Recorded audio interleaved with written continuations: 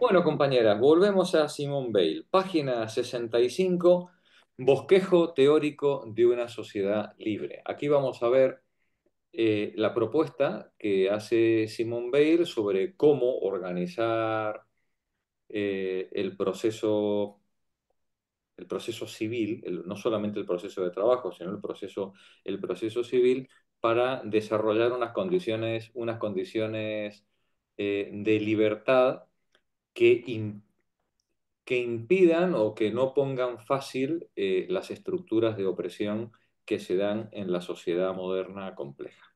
Pues bien, vamos a ver cómo nos lo cuenta. Maricruz, por favor, empieza tú. ¿Eh? Dice, nada en el mundo, sin embargo, puede impedir al hombre sentir que ha nacido para la libertad. Jamás, suceda lo que suceda, puede aceptar la servidumbre, porque piensa. Jamás ha dejado de soñar una libertad sin límites, bien como felicidad pasada de la que se habría visto privado por un castigo, bien como felicidad futura, debida a una suerte de pacto con una providencia misteriosa. El comunismo imaginado por Marx es la forma más reciente de este sueño. Un sueño que, como todos los sueños, siempre ha resultado vano, y si ha podido consolar, lo ha hecho como el opio. Es hora de renunciar a soñar la libertad y decidirse a concebirla. Lo que hay que intentar representar claramente es la libertad perfecta, no con la esperanza de alcanzarla, sino con la esperanza de alcanzar una libertad menos imperfecta que la de nuestra condición actual, ya que lo mejor solo es concebible por lo perfecto, solo puede dirigirse hacia un ideal. El ideal es tan irrealizable como el sueño, pero a diferencia de este, mantiene relación con la realidad. Permite, a título de límite, ordenar las situaciones, reales o realizables desde su menor a su más alto valor.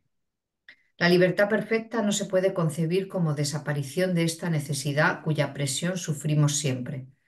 Mientras el hombre viva, es decir, mientras constituya un fragmento mínimo de este universo despiadado, la presión de la necesidad jamás se distenderá un solo instante. En el mundo en el que vivimos no puede tener lugar, salvo por ficción, un estado de cosas en el que el hombre obtendría tanto disfrute y con tan poca fatiga como quisiera. La naturaleza, es verdad, es más clemente o más severa con las necesidades humanas según los climas y tal vez según las épocas. Pero esperar la milagrosa invención que la haría clemente en todas partes y de una vez por todas es, poco más o menos, tan razonable como las esperanzas vinculadas en otro tiempo al año 1000. Por lo demás, si se examina de cerca esta ficción, ni siquiera parece que el esfuerzo valga la pena. Basta tener en cuenta la debilidad humana para comprender que una vida, de la que la noción misma de trabajo habría casi desaparecido, quedaría abandonada a las pasiones y quizás a la locura. No hay dominio de sí sin disciplina, y no hay otra fuente de disciplina para el hombre que el esfuerzo requerido por los obstáculos exteriores. Un pueblo de ociosos bien podría divertirse poniéndose obstáculos, ejercitándose en las ciencias, las artes, los juegos, pero el esfuerzo que procede solo de su fantasía, no constituye para el hombre un medio para dominarla. Son los obstáculos con los que se choca y hay que superar los que proporcionan la ocasión de vencerse a uno mismo. Incluso las actividades en apariencia más libres, como la ciencia, el arte, el deporte, solo tienen valor en cuanto que imitan la exactitud, el rigor y el escrúpulo propios del trabajo, e incluso los exageran. Nos está diciendo, nos dice ella, dice, tenemos que concebir ese ideal de libertad, no porque sea alcanzable, sino porque nos sirve de estrella para guiar, digamos, nuestro camino desde la imperfección actual hasta toda la perfección que ese ideal pueda dar en la vida real. Pero nunca vamos a estar libres de los trabajos. Claro, ella aquí lleva todo el libro confundiendo dos conceptos de trabajo, ¿no? Dos ideas de trabajo.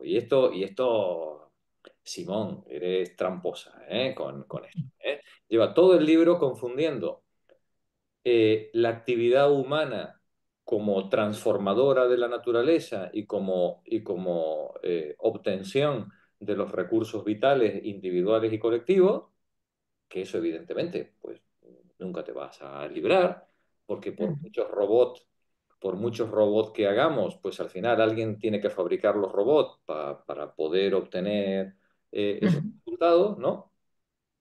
Eh, y está confundiendo eso que es con natural al ser humano y poco menos que a cualquier animal. La diferencia es que los seres humanos hacen esa actividad por medio de una planificación racional, deliberada, previsora de los instrumentos que tienen y del futuro al que quieren llevar. Está confundiendo eso con el trabajo asalariado, con el trabajo bajo subordinación despótica. Hombre, no. Del trabajo bajo subordinación despótica nos podemos liberar o no, pero en todo caso es una producción humana. El otro trabajo no, el otro trabajo, la otra forma de trabajo es algo connatural al ser humano. Ella, todo el libro va mezclando, ¿no? Ambas ideas. Tengamos presente siempre, para cuando leemos lo que ella está diciendo, entender de qué está hablando. Ella ahora está hablando de ese trabajo humano que forma parte de nuestra propia naturaleza. De eso no hay ideal ni fantasía que nos pueda librar, ni el comunismo de Marx. ¿Vale? Continúa. Sin el modelo que sin saberlo les proporcionan el labrador, el herrero, el marino que trabajan como Dios manda, por emplear esta expresión de una admirable ambigüedad, se hundirían en la pura arbitrariedad. La única libertad que se puede atribuir a la Edad de Oro es aquella de la que disfrutarían los niños si sus padres no les impusieran reglas. En realidad es solo sumisión incondicionada al capricho. El cuerpo humano no puede en ningún caso dejar de depender del poderoso universo del que forma parte. Incluso cuando el hombre dejase de estar sometido a las cosas y a los otros hombres por las necesidades y los peligros, estaría aún más abandonado a ellos por las emociones que siempre le conmoverían y de las que ninguna actividad regulada le defendería ya. Si se debiese entender por libertad la mera ausencia de toda necesidad, esta palabra estaría vacía de toda significación concreta. Para nosotros no representaría entonces aquello cuya privación deja a la vida sin valor. Se puede entender por libertad algo distinto a la posibilidad de obtener sin esfuerzo lo que agrada. Existe una concepción muy diferente de la libertad, una concepción heroica que es la de la sabiduría común. La libertad verdadera no se define por una relación entre el deseo y la satisfacción, sino por una relación entre el pensamiento y la acción. Sería completamente libre el hombre cuyas acciones procediesen todas de un juicio previo respecto al fin que se propone y al encadenamiento de los medios adecuados para conducir a este fin. Es decir, si el ser humano está atado a la dura necesidad, ¿no?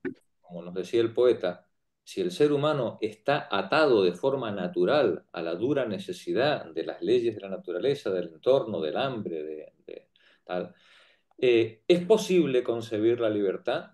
Sí, si la concebimos no como ausencia de necesidad, que es un ideal imposible, ¿no? Posible. Sino como la capacidad del ser humano de poner en marcha su acción para alcanzar los fines que se ha propuesto.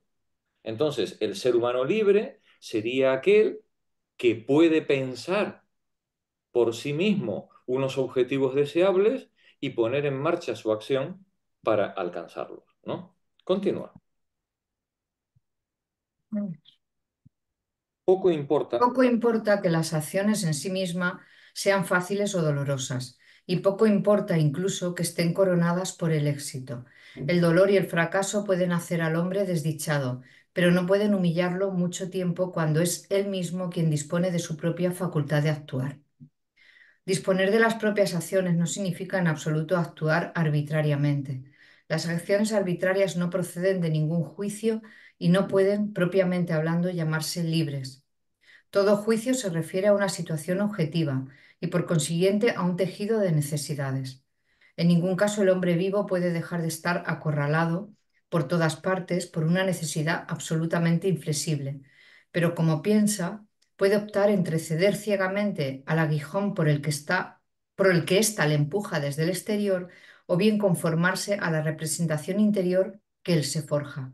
En esto consiste la oposición entre servidumbre y libertad.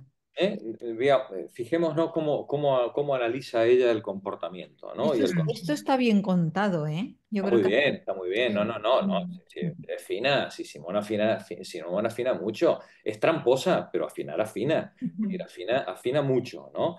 Ella al final dice, es que esa libertad, ese buscar, ese proponerme fines y establecer los medios para llegar hasta esos fines, no quiere decir que yo puedo hacer lo que me dé la gana, porque mi libertad La de siempre los va a otros. estar constreñida dentro de un marco en el que yo no dispongo, desde marco político, natural, biológico, ¿no? Es decir, yo no puedo hacer lo que me dé la gana. Dice, disponer de las propias acciones no significa en absoluto actuar arbitrariamente. Las acciones arbitrarias no proceden de ningún juicio y no pueden propiamente hablando llamarse libres. Todo juicio se refiere a una situación objetiva. Es decir, no es en el mundo ideal donde yo me estoy planteando mis proyectos. Yo me lo estoy planteando en una El mundo situación, real. en una situación material, objetiva. Todo juicio se refiere a una situación objetiva y por consiguiente a un tejido de necesidades. En ningún caso el hombre vivo puede dejar de estar acorralado por todas partes por una necesidad absolutamente inflexible. Pero como piensa, puede optar entre ceder ciegamente al aguijón por el que aquella lo empuja desde el exterior o bien conformarse, adaptarse a la representación interior que él se forja, ¿no? Digamos, modificar su comportamiento para conseguir moverse dentro de ese constreñimiento interior. En esto consiste, dice ella, es brillante, ¿no? Como lo define, la oposición entre servidumbre y libertad. Continúa.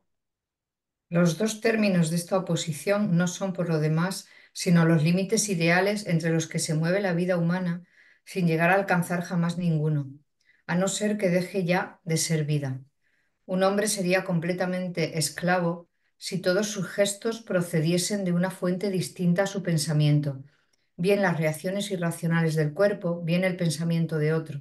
El hombre primitivo, hambriento, cuyos saltos están todos provocados por los espasmos que retuercen sus entrañas. El esclavo romano siempre a las órdenes de un vigilante armado con un látigo y el obrero moderno que trabaja en cadena, se acercan a esta miserable condición. De la libertad completa puede encontrarse un modelo abstracto en un problema de aritmética o de geometría bien resuelto, porque en un problema todos los elementos de la solución están dados y el hombre solo puede esperar ayuda de su propio juicio, el único capaz de establecer entre estos elementos la relación que por sí misma constituye la solución buscada. Los esfuerzos y los triunfos de la matemática no sobrepasan el marco de la hoja de papel, reino de los signos y los dibujos.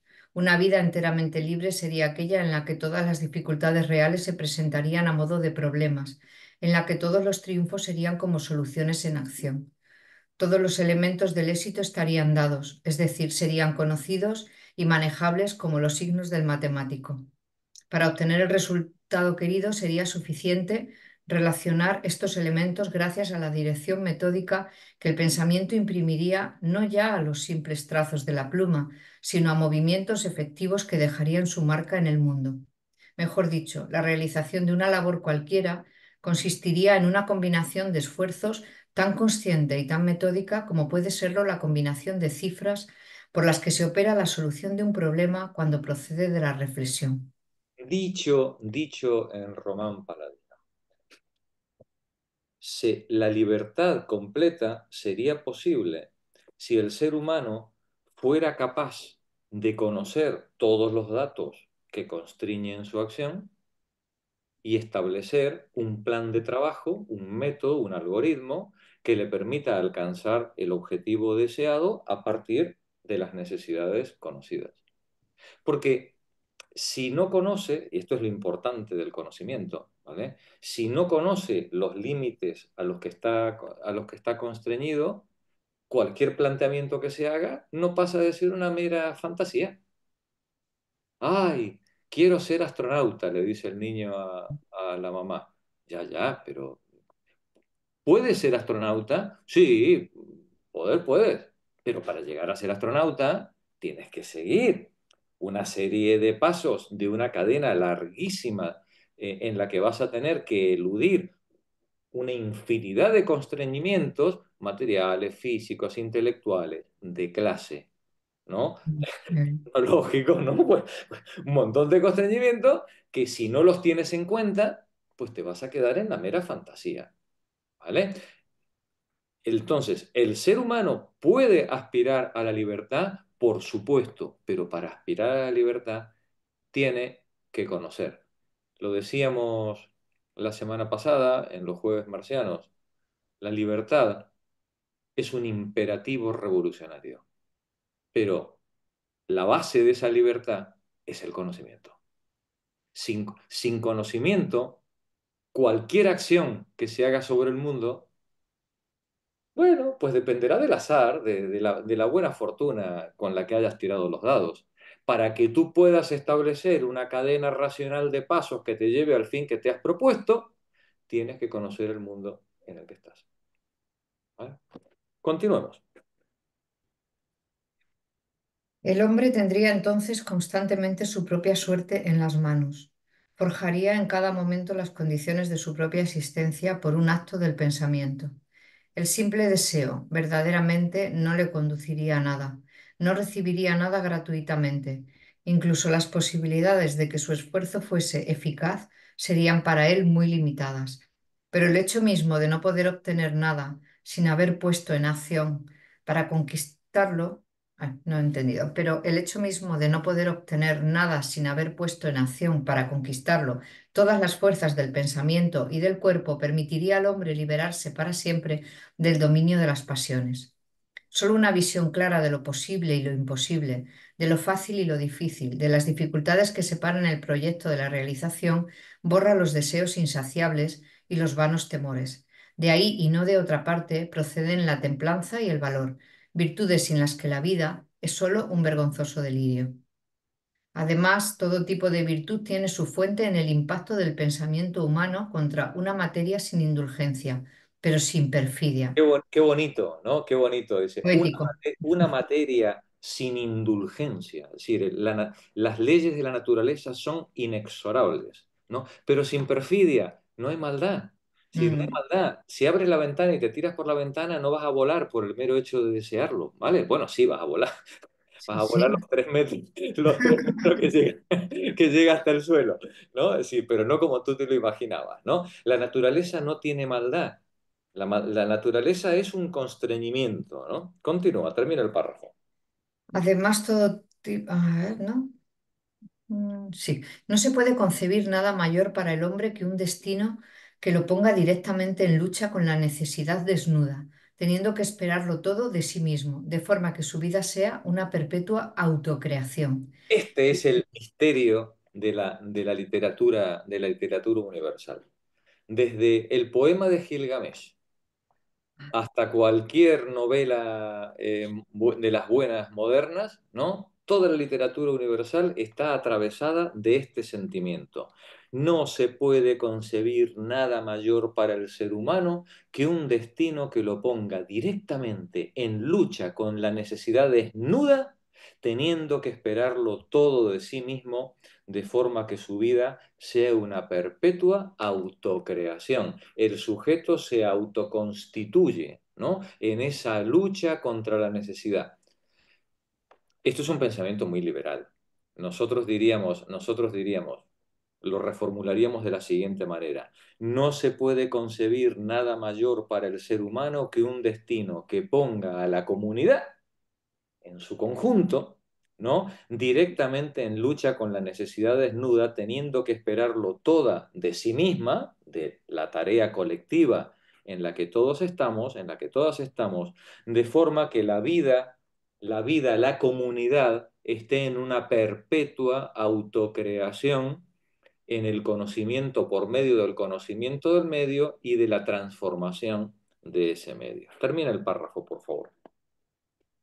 El hombre es un ser limitado al que no se le es dado ser, como el Dios de los teólogos, autor directo de su propia existencia. Pero el hombre poseería el equivalente humano de este poder divino si las condiciones materiales que le permiten existir fueran exclusivamente obra de su pensamiento cuando dirige el esfuerzo de sus músculos. Esta es la verdadera libertad.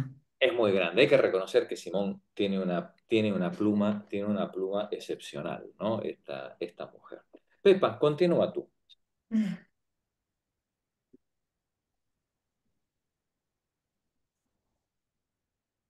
Esta libertad es solo un ideal y no puede encontrarse en una situación real como la recta perfecta no puede ser trazada por el lápiz. Pero este ideal será útil concebirlo si podemos percibir al mismo tiempo lo que nos separa de él y qué circunstancias pueden alejarnos o acercarnos. El obstáculo que primero aparece está constituido por la complejidad y extensión de este mundo con el que nos la sabemos. Complejidad y extensión que sobrepasan infinitamente el alcance de nuestro espíritu. Las dificultades de la vida real no constituyen problemas a nuestra medida, no son como problemas cuyos datos fueran innumerables, porque la materia, considerando tanto la extensión como la divisibilidad, es doblemente indefinida. A un espíritu humano tampoco le es posible tener en cuenta todos los factores de los que depende el éxito de la acción, en apariencia más simple. En cualquier situación hay lugar siempre para todo tipo de azar y las cosas escapan a nuestro pensamiento como el líquido que se quisiera coger entre los dedos. Así parece que el pensamiento solo pueda ejercerse sobre las vacías combinaciones de signos y la acción deba reducirse al más ciego tantear, pero de hecho no es así. Es cierto que no podemos jamás actuar sobre seguro, pero esto no importa tanto como se podría creer. Podemos soportar fácilmente que las consecuencias de nuestras acciones dependan del azar incontrolable.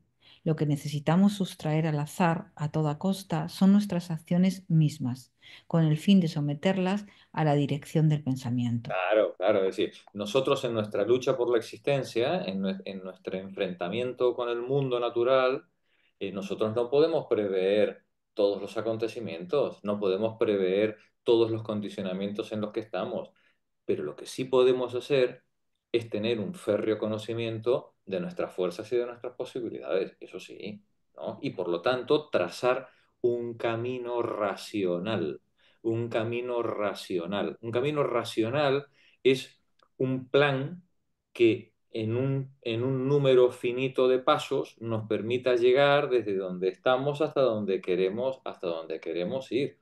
Lógicamente, no puede tener en consideración todos los imprevistos, pero los imprevistos, por su propia definición, son imprevistos. Lo que yo tengo que tener en consideración son todos los previstos.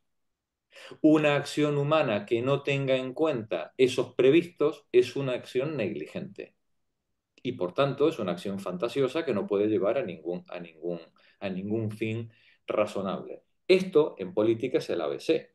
Y sin embargo, cuánto aventurerismo nos encontramos en política, ¿no?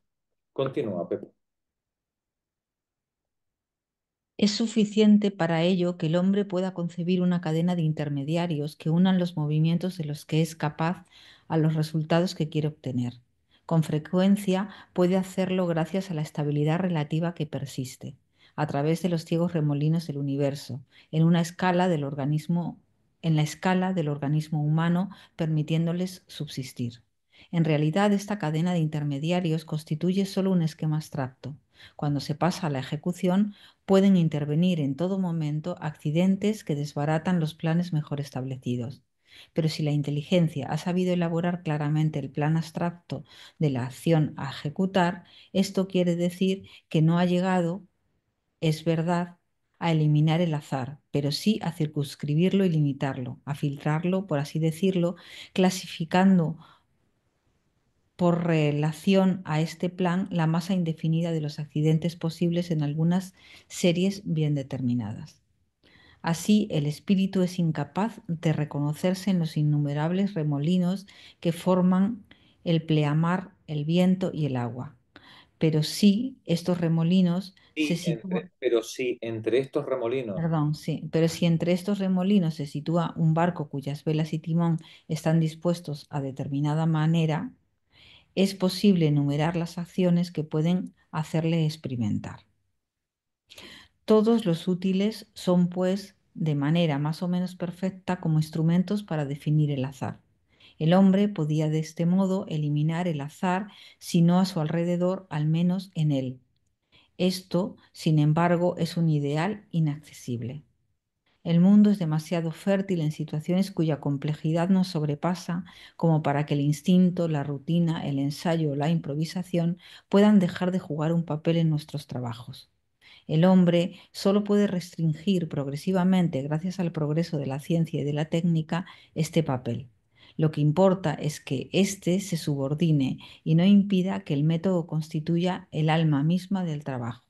Es preciso también que aparezca como provisional, que la rutina y el ensayo se consideren siempre no como principios de acción, sino como mal menor destinado a cubrir las lagunas del pensamiento metódico. A esto es a lo que las hipótesis científicas nos ayudan poderosamente, haciéndonos concebir fenómenos conocidos a medida como si estuvieran regidos por leyes análogas a las que determinan los fenómenos más claramente comprendidos.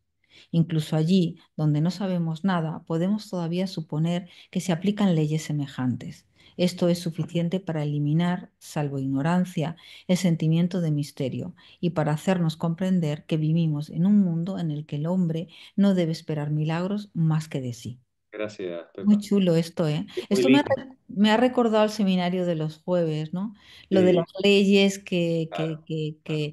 que pueden estar detrás del fenómeno y que nosotros tenemos que ir, Que no sabemos, pero que tenemos que imaginar las para tenemos que imaginar, las tenemos que generar, las tenemos que someter a prueba, me parece. Está efectivamente. escrito muy bonito, sí. Está escrito muy bonito. Y detrás de todo esto hay cuestiones muy hermosas de antropología, algunas que me gustaría comentar con vosotras.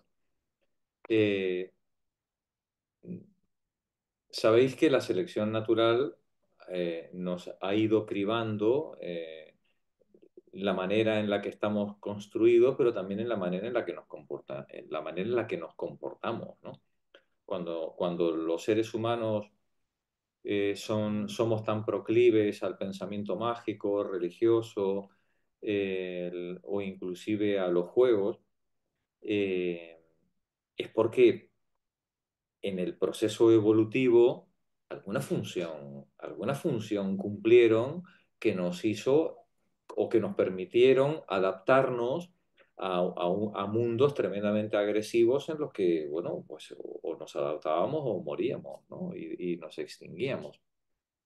Por tanto, cuando nos reímos o cuando nos burlamos de ciertos comportamientos, deberíamos ser muy prudentes. Cuidado que llevamos muchos millones de años dando tumbos y, y cuando todavía tenemos ciertas cargas, es verdad que pueden ser cargas comportamentales o físicas que ahora no tengan gran valor, pero que en su momento lo tuvieron, ¿eh? Y por eso todavía quedan esos rescoldos. Uno de ellos, uno de ellos es la capacidad humana para seguir jugando, inclusive cuando somos ancianos. Somos homos, en nuestro caso se nos dice a veces homo ludens.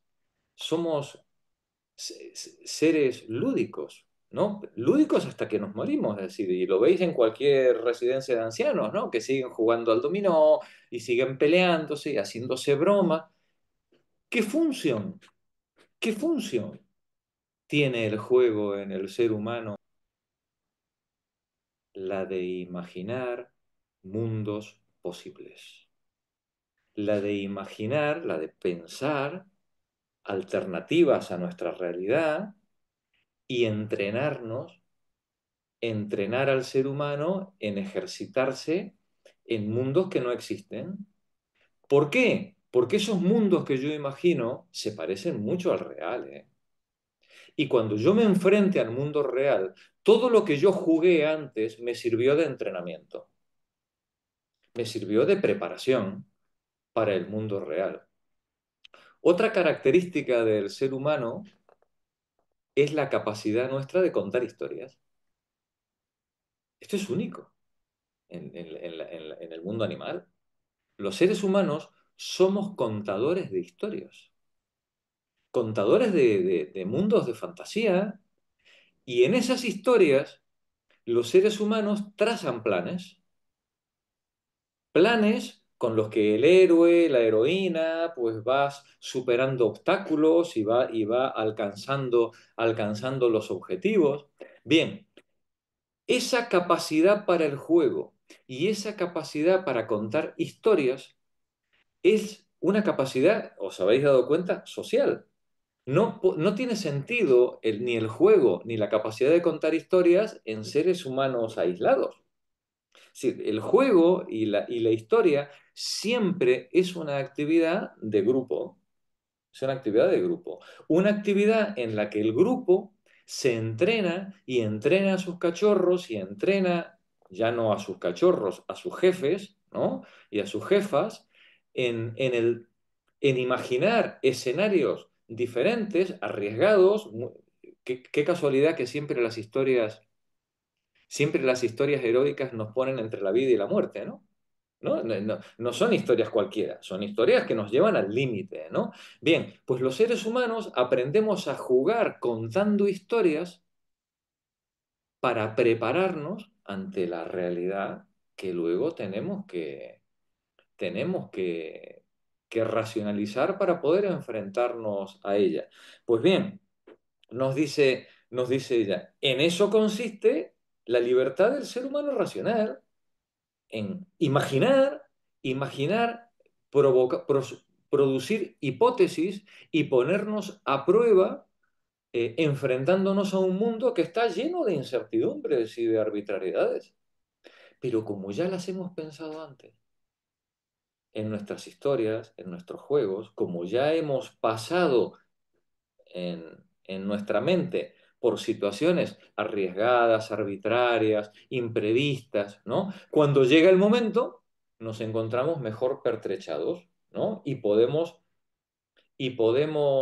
poner en marcha estrategias de improvisación que de improvisación no tienen nada. Las ensayamos mil veces en nuestros juegos o en nuestros planteamientos fantasiosos anteriores. Bueno, pues ya veis, todo eso forma parte de esa humanidad que para ser libre tiene que trazar planes. Y trazamos planes, qué casualidad, desde las historias que nos contamos y desde los juegos que jugamos, ¿no? Esa es la Perdón, ciencia. había un autor que es que ahora no me acuerdo quién era, que decía algo así, que lo que caracteriza al ser humano frente a otras especies no es la razón, es el humor.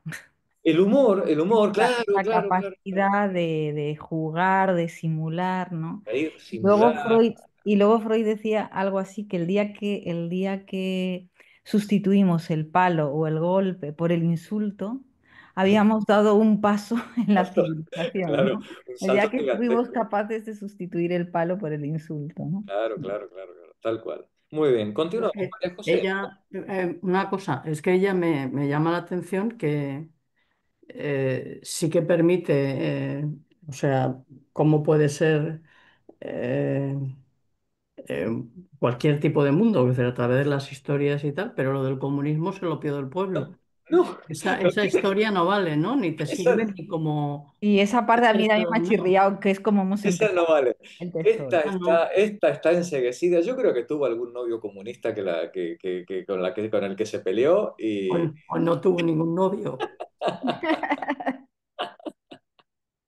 es que está enceguecida, ¿eh? Sí, sí, sí, sí, sí, sí. Es curioso, es curioso. Adelante, María José.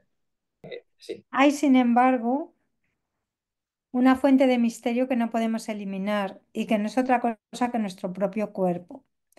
La extrema complejidad de los fenómenos vitales quizá puede ser progresivamente aclarada, al menos en cierta medida, pero una sombra impenetrable envolverá siempre la relación inmediata que liga nuestros pensamientos a nuestros movimientos.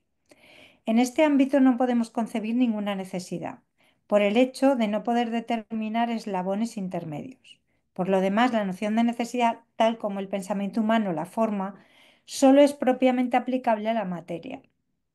En los fenómenos en cuestión ni siquiera se puede encontrar, a falta de una necesidad claramente concebible, una regularidad aproximativa. A veces, las reacciones del cuerpo vivo son completamente ajenas al pensamiento. A veces, pero raramente, ejecutan simplemente sus órdenes. Con más frecuencia realizan lo que el alma ha deseado sin que ésta tome en ello parte alguna. A menudo acompañan también las decisiones tomadas por el alma sin corresponder a ellas de ningún modo. Otras veces aún preceden a los pensamientos. No es posible ninguna clasificación, ya que cuando los movimientos del cuerpo vivo juegan un papel prioritario en la lucha contra la naturaleza, la noción misma de necesidad difícilmente puede formarse. En caso de éxito, la naturaleza parece obedecer o complacer inmediatamente los deseos. En caso de fracaso, rechazarlos. Es curioso que otra ausencia escandalosa en Simón es el psicoanálisis, es Freud. Sí, está hablando del inconsciente, pero no le da la gana de No citarlo. le da la gana nombrarlo, ¿no? Y Está, llama la está hablando atención de la porque parte irracional del sí, ser humano y no, de aquella parte sobre la que no tenemos control, pero no quiere hablar de porque irracionalidad ni de además inconsciente. en 1935 Freud ya era una autoridad mundial reconocida, vamos, no, pero llama la atención que no aparece por ningún lado, ¿no? El asunto, ¿no? Y a mí también esto me resulta muy llamativo, porque está hablando de naturaleza humana y en Claro, un momento en el que se empieza a ¿Verdad? decir mucho de la naturaleza humana desde el psicoanálisis, desde el ¿no? psicoanálisis, A mí desde el también me llama la inconsciente. atención Sí, sí, sí, sí, sí. Muy esa bien. ausencia. Magdalena, sigue tú, por favor. Esto es lo que tiene lugar. Esto es lo que tiene lugar en las acciones realizadas sin instrumentos o con instrumentos tan bien adaptados a los miembros vivos que casi no hacen sino prolongar los movimientos naturales. Se puede así comprender que los primitivos, a pesar de su extrema habilidad para llevar a cabo todo aquello de lo que tenían necesidad para subsistir, se representasen la relación entre el hombre y el mundo bajo el aspecto no del trabajo, sino de la magia. Entre ellos y la red de necesidad que constituye la naturaleza y define las condiciones reales de la existencia, se interponen desde entonces como una pantalla toda suerte de misteriosos caprichos a merced de los cuales creen encontrarse. Y por poco opresiva que pueda ser la sociedad que forman, no son menos esclavos en relación a estos caprichos imaginarios, con frecuencia interpretados por otra parte por sacerdotes y hechiceros de carne y hueso.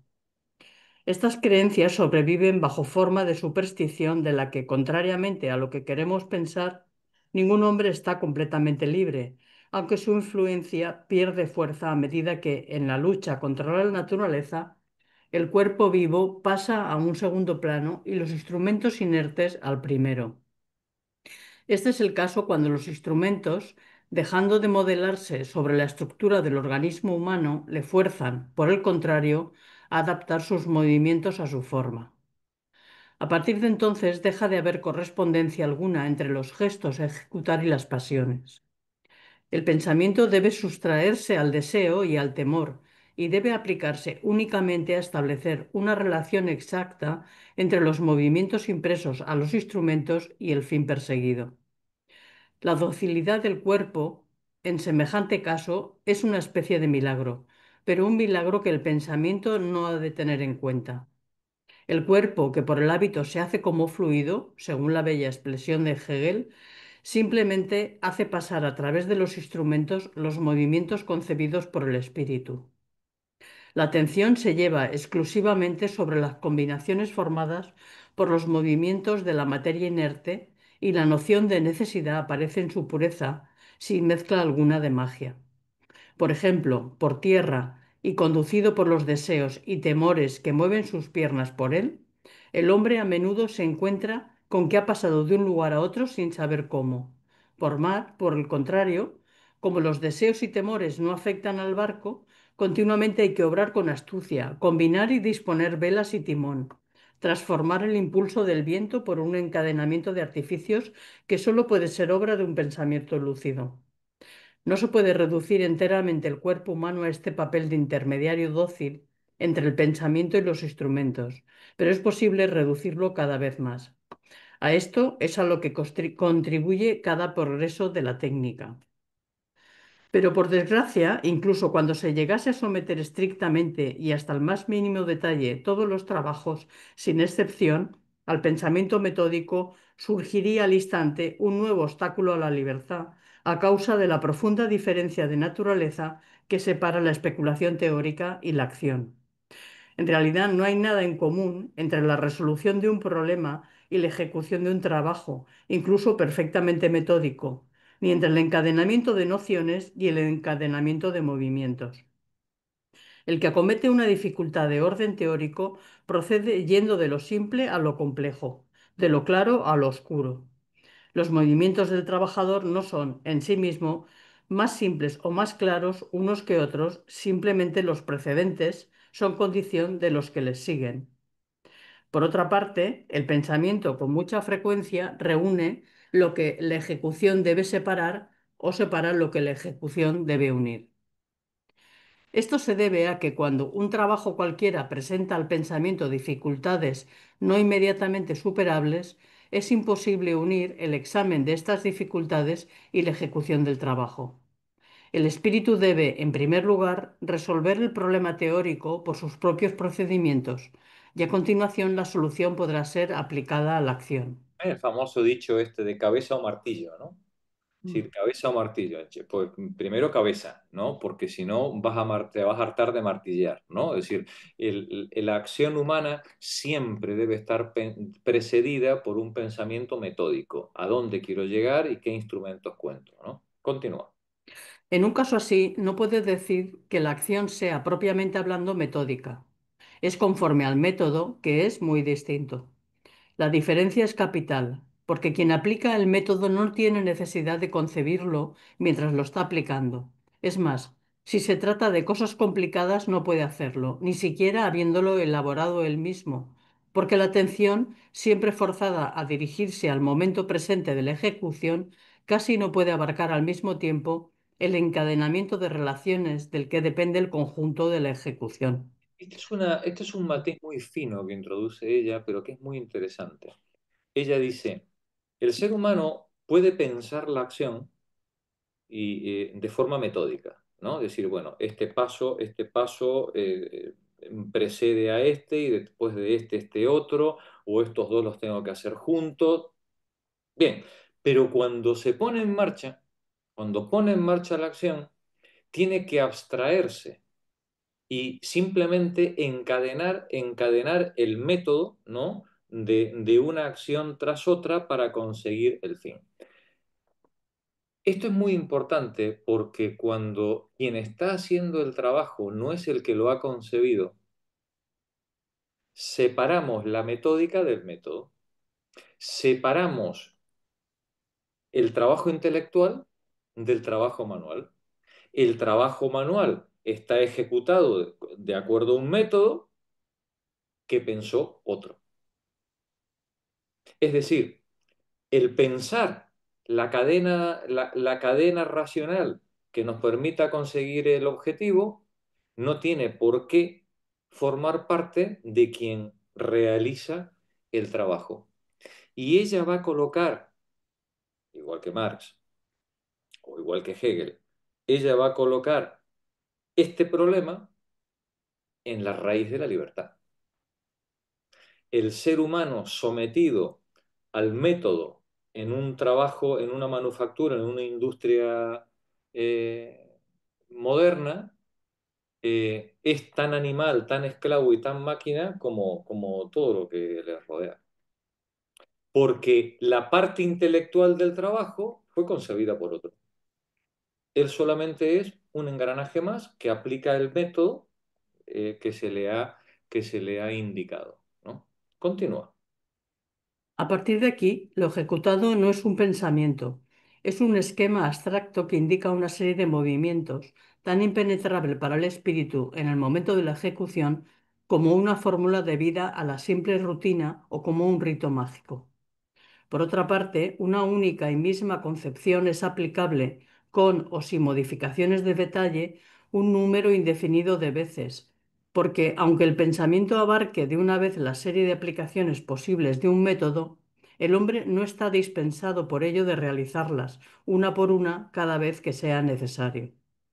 Así, a un único destello de pensamiento corresponde una ilimitada cantidad de acciones ciegas.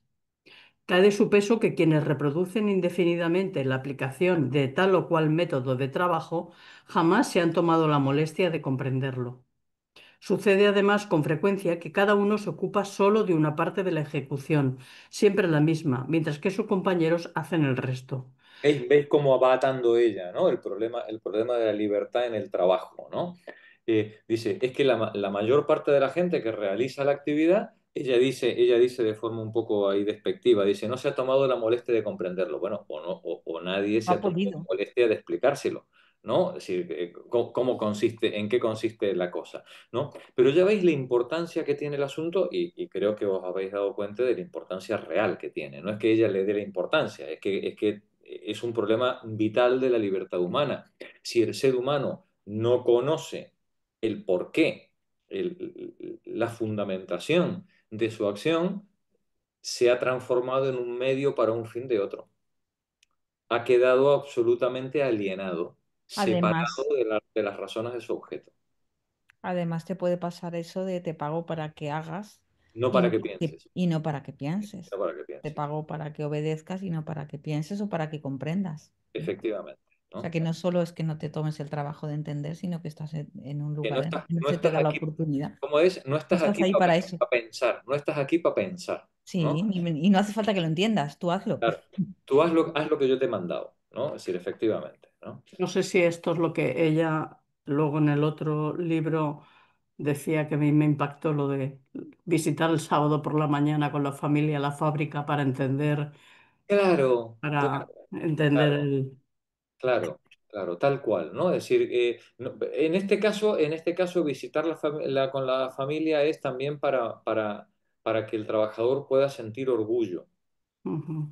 de lo que está haciendo y de la parte que tiene en el proceso, ¿no? Como dice ese dicho del picapedrero que está cortando los bloques de piedra y le dicen, ¿y usted qué está haciendo? Aquí está picando piedra. Y dice, no, yo estoy haciendo una catedral. Claro, para que el picapedrero pueda pensar que está haciendo una catedral, en fin, tiene que formar parte con orgullo de esa tarea, porque si no, es un mero picapedrero, ¿no? Muy bien, continúa.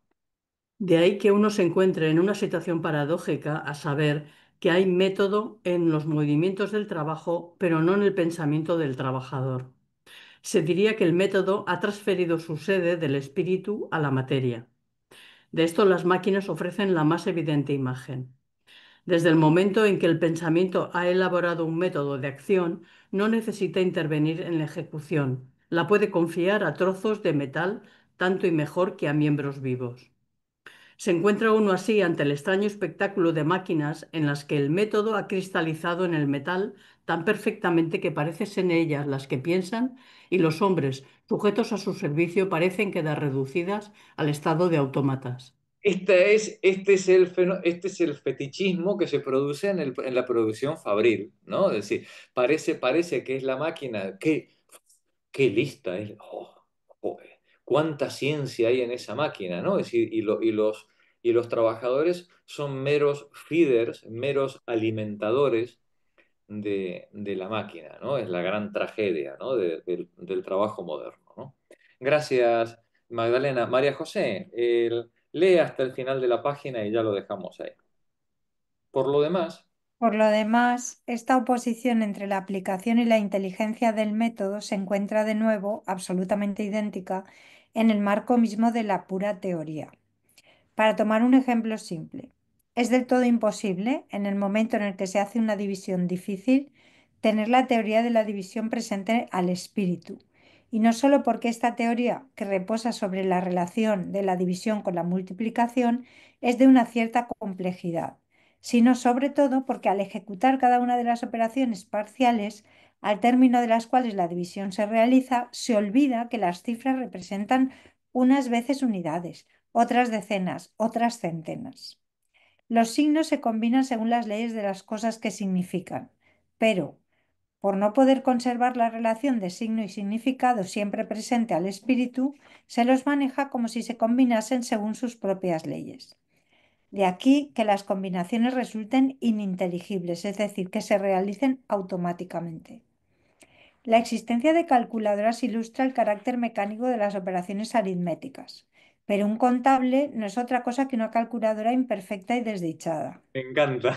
Un contable no es otra cosa que una calculadora imperfecta y desdichada, ¿no?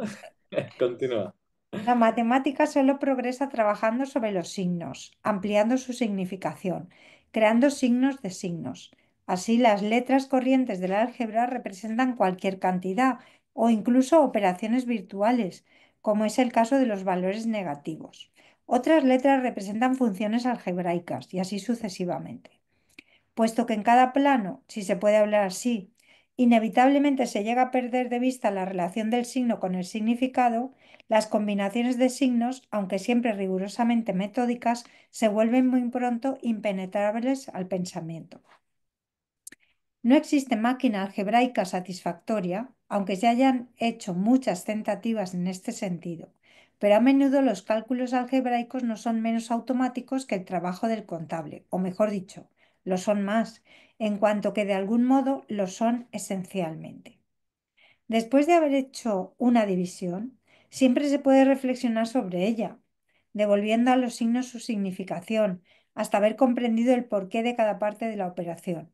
Pero no sucede lo mismo con el álgebra, donde los signos, a fuerza de ser manejados y combinados como tales entre sí, acaban por dar pruebas de una eficacia de la que su significación no da cuenta. ¿Te das cuenta que cuando usamos el álgebra, como un ejemplo, ¿no? De las matemáticas avanzadas, ¿no?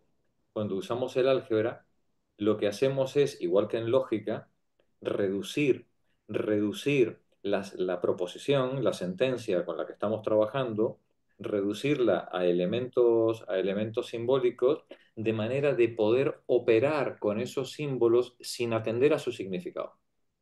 Ya no nos interesa el significado. Ahora la casa se llama A y el albañil se llama X, ¿no? Sí, y yo voy a operar con A y con X de acuerdo a leyes lógicas o a leyes del álgebra, para que mi pensamiento no esté perjudicado por la cara del albañil, ¿vale? Es decir, es que la cara del albañil no tiene ningún interés en todo esto, ¿vale? Es decir, no hay emociones. He reducido el problema natural, lo he reducido a una estructura de signos que voy a operar de acuerdo a las leyes de la lógica o a las leyes de la matemática. Y cuando yo obtenga el resultado, entonces le vuelvo a asignar el significado original y me encuentro con el resultado. Esto es una maravilla, ¿sí? Esto es una maravilla del progreso humano y de la inteligencia humana, ¿no? Pero nos permite o le permite, digamos, al sujeto establecer un método, podríamos decir, ¿no? En el que hemos eliminado todo contacto con lo natural, con lo real. Vamos a trabajar solamente con signos.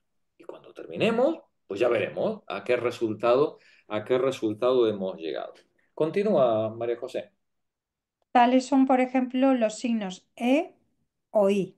Manejándolos convenientemente se allana todo tipo de dificultades maravillosamente, sobre todo si se los combina de cierta manera con pi.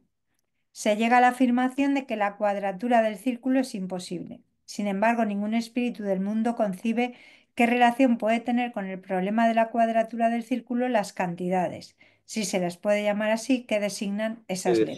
Que designa esas letras, ¿no? Es decir, la matemática produce una serie de elementos que el espíritu humano se ha vuelto tan abstracto, esos elementos, ¿no? Que no podemos concebirlo. Pero sin embargo funcionan, funcionan. Me Continúa. encanta. Terminas en la página y lo dejamos. Vale, el cálculo relaciona los signos sobre el papel sin que los objetos significados estén relacionados en el espíritu, de forma que la cuestión misma de la significación de los signos acaba por no querer decir ya nada. Se llega así a resolver un problema por una especie de magia, sin que el espíritu haya relacionado los datos y la solución. Desde entonces también, como en el caso de la máquina automática, El método parece tener como ámbito las cosas en lugar del pensamiento, solo que en este caso las cosas no son trozos de metal, sino trozos de papel sobre el papel en blanco. Por eso pudo decir un sabio, mi lápiz sabe más que yo. Es obvio que las matemáticas superiores no son un puro producto del automatismo y que el pensamiento e incluso el genio han tenido y tienen parte en su elaboración. De ahí resulta una mezcla extraordinaria de operaciones ciegas con destellos de pensamiento. Pero donde el pensamiento no lo domina todo, juega necesariamente un papel subordinado. Y cuanto más acumula el progreso de la ciencia las combinaciones hechas de signos, más se atropella el pensamiento, incapaz de hacer el inventario de las nociones que maneja. Por supuesto, la relación de fórmulas así elaboradas con las aplicaciones prácticas de las que son susceptibles es también a menudo totalmente impenetrable para el pensamiento, y de hecho aparece tan fortuita como una fórmula mágica. En semejante caso, el trabajo viene a ser, por decirlo así, automático a la segunda potencia. Lo que tiene lugar sin ser dirigido por el pensamiento no es solo la ejecución, sino también la elaboración del método de trabajo. Se podría concebir a título de límite abstracto una civilización en la que toda actividad humana, tanto en el ámbito del trabajo como en el de la especulación teórica, estuviese sometida hasta el más mínimo detalle a un rigor totalmente matemático, y ello sin que ningún ser humano comprendiese que lo está al actuar. La noción de necesidad estaría entonces ausente de todos los espíritus y de una manera radicalmente distinta a como sucede en las tribus primitivas de las que nuestros sociólogos afirman que ignoran la lógica. ¿Eh? Bueno, pues lo dejamos. Esta página creo que el próximo día la Sí, sí, sí, sí, sí. explico mejor. La volvemos a leer. Muy Muy bien. bien. Muy bien. Buena Bien. Bueno, semana, compañeras. Igualmente. Hasta igualmente. Buena mañana. nit. Hasta Buena luego. nit. Hasta luego. Buena nit.